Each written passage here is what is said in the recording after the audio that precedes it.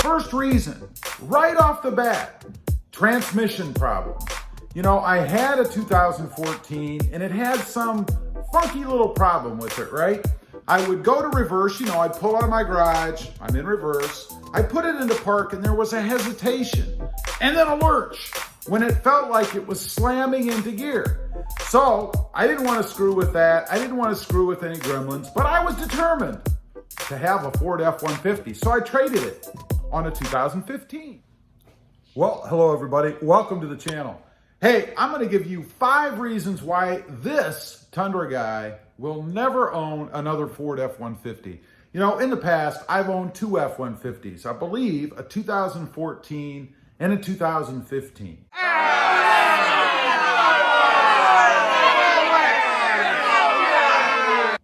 First reason, right off the bat, transmission problems. I had a 2014 and it had some funky little problem with it, right? I would go to reverse, I'd pull out of my garage, I'm in reverse, I put it into park and there was a hesitation and then a lurch when it felt like it was slamming into gear. So I didn't want to screw with that. I didn't want to screw with any gremlins, but I was determined to have a Ford F-150. So I traded it on a 2015. Now, in hindsight, I probably ended up with exactly the same transmission. Matter of fact, I'm sure, as what I had before. But I will tell you, the problem that I had wasn't only in the 2014, because it did the same thing in my 2015. So apparently, it was just inherent in the transmissions for the F-150, at least at that time. That's reason number 1. Number 2, recalls, right? I've said before in other videos that I don't think recalls are necessarily a bad thing. I mean, it's kind of a proactive way for the manufacturer to take care of issues that may come up. I mean, there can always be things and stuff, right? But Ford has had 15 recalls, or had 15 recalls in 2018. 15. That's more than 1 per month. That's more than 1 time per month. You have to go into the shop, sit there, or get a loaner, which you may or may not have to pay for, or ride that god-awful shuttle that drives you all over town before you finally get to where you want to go, just to get your truck fixed under that recall. Now, in 2019, they did get a little better. They had 6. 6. That's still 1 every 2 months, right? Now, here we are in 2020. Ford has had 5 recalls so far, and it's barely February. So it seems to me like they're kind of going backwards a little bit, like we're going to have that number of recalls that we had before, like in 2018. It's a drag. I don't want to spend all that time in the shop, even if I do think it's a good thing, but there is a limit, right? Next up, number 3. They always felt very industrial on the inside to me. The interiors of both F-150s that I had just felt blah. Bland. Now, I know some are going to say that the interior of the Tundra back there is plain and it's boring. But I've got to say, it has character. When I get in the Tundra back there, I don't feel like I'm getting into some cold, industrial, hard shell, that I just can't wait to get out of. It doesn't feel cold to me. I think in the Tundra's case, it's soft where it needs to be, and it's hard where it doesn't need to be. The thing with the F-150s, for me, was they always felt cold and hard, It's kind of a weird thing. Next up, number 4. The F-150s felt cheaply made. They felt cheaply made to me from the start. They also look cheaply made, I think, when you get up close and personal to them, I remember in particular, and it's funny, this kind of tainted me a little bit towards all pickup trucks, because now I always expect it. And that is, whenever I would shut the doors to the F-150s, and this was true in both that I had, there was always a secondary clunk. And if I looked at the door in the sunlight or whatever, I could actually see the metal move when I shut the door, right? It kind of felt like they took a big piece of sheet metal, a real thin piece of sheet metal, just kind of stuck it over some framework, maybe riveted a couple of spots. This is what it felt like to me. Just kind of riveted it in a couple of spots, put some paint over it and called it a day. It always felt very weird, and I was always aware of that secondary thud.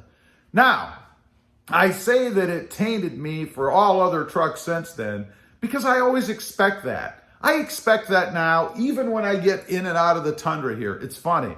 I always look to see if I can see the sheet metal kind of move when I shut the door, and I always listen to see if I hear that double thud, boom, boom. It's weird, I know, but it just feels that way to me. I don't know, it's very strange.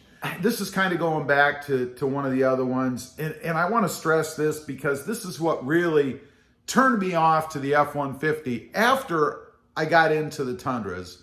And that again is character, It just feels like a big hunk of metal, It just feels cold and characterless, like it has no personality. And I don't care how old the Tundra is, people complain it hasn't been changed in years, it's due for a redesign, which is coming, in 2022 or 23 or, whenever they get it done. But the Tundra doesn't feel that way.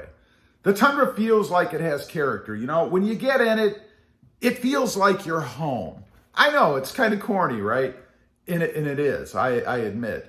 But it really does feel that way. When you get inside a Tundra, the seats are comfortable. They fit you just right. They're not hard and they're not stiff. I always noticed that in the F-150s. I don't know what it was, but the seats always felt uninviting.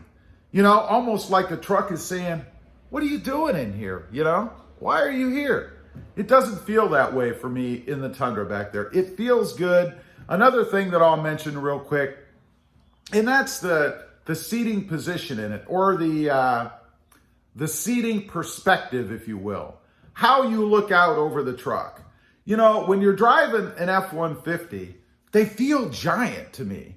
They feel huge. Now, it's not to say that they're any bigger per se. I mean, the Tundra back there is a full-size big truck. It is a big truck.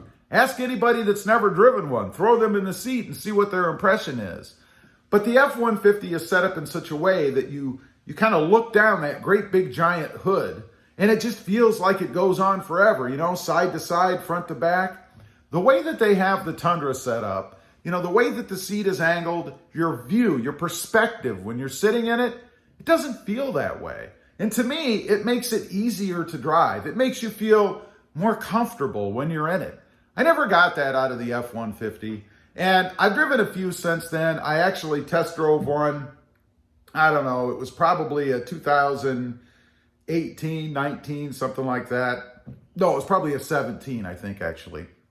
And it felt the same way.